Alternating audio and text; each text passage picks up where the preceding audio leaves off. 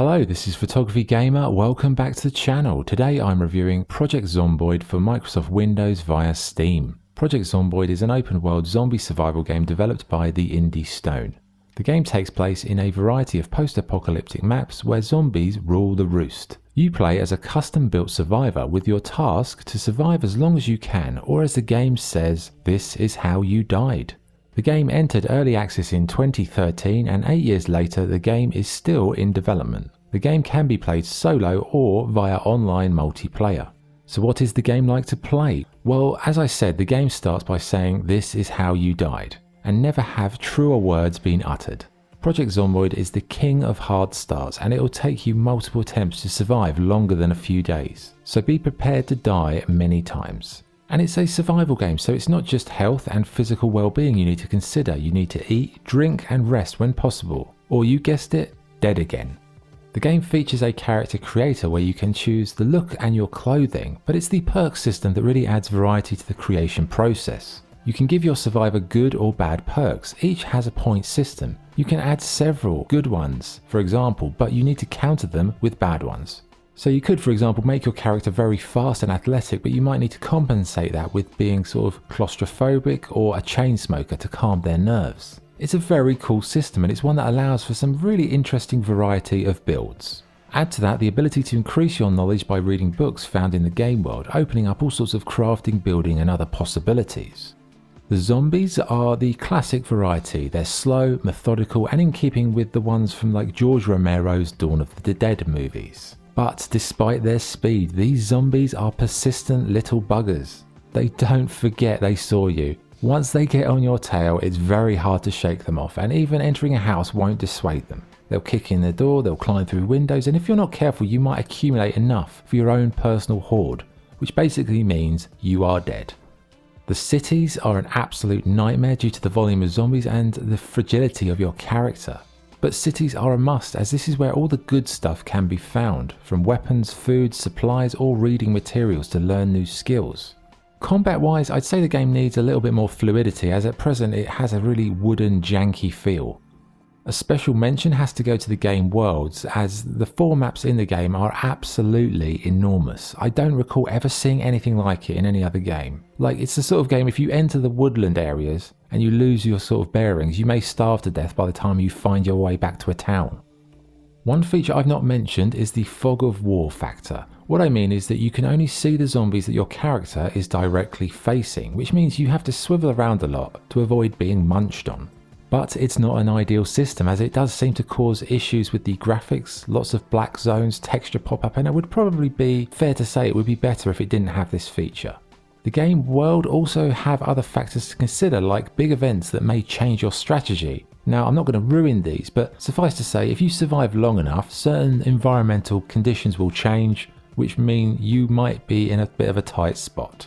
So you might think, so far this is a fairly glowing recommendation. Well, to a degree yes, but let's talk about the game's biggest problems. First is accessibility, in particular the menus. The font sizes are tiny even when turned to the largest option, and you're going to spend a huge amount of time in this game in the menus. It soon becomes a massive chore, forcing you to glue your face to the screen in order to see what the menus actually say.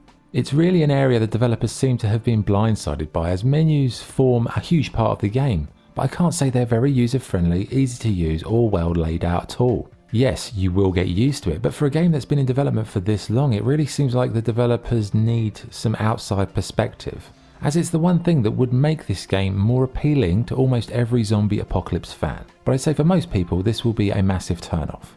Overall, the presentation needs a lot of work, the accessibility too.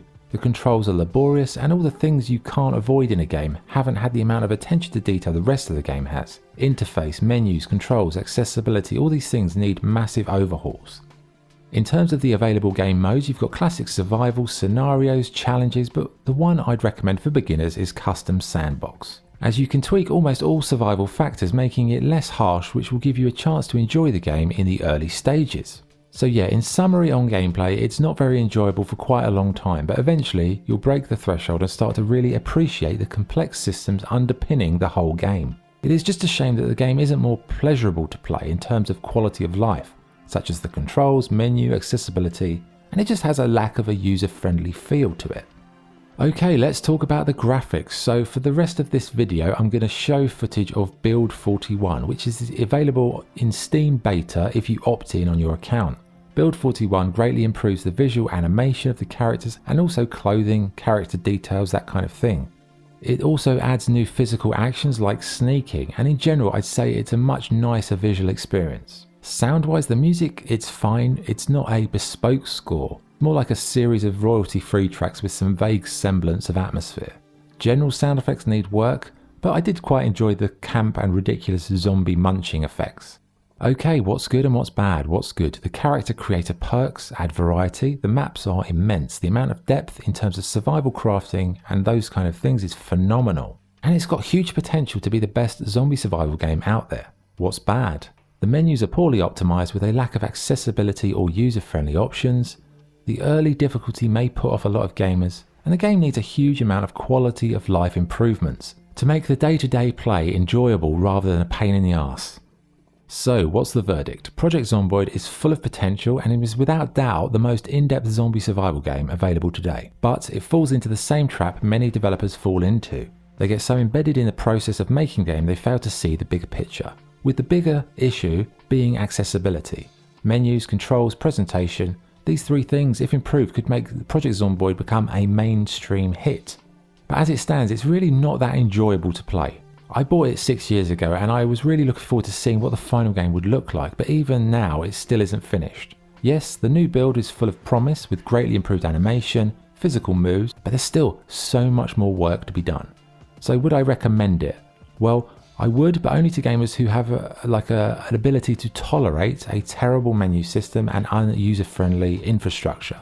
If you can get past those, as I did, I can say it's an absolutely fantastic zombie survival game with perhaps more depth than any other. But again, needs lots of work. You know, it probably needs an outside developer to join the team and overhaul all of the menus, controls, systems to make it just a more enjoyable process. You know, make the combat more satisfying, make building easier, make looting easier, do all that. This could be absolutely mind-blowing. But for now, it's just a solid survival game with untapped potential that hopefully in time we get to see flourish. So my score for Project Zomboid is 7.25 out of 10. Okay, that was the review. Thank you for watching. If you enjoyed the video, please like and subscribe. This is Photography Gamer signing off. Thank you.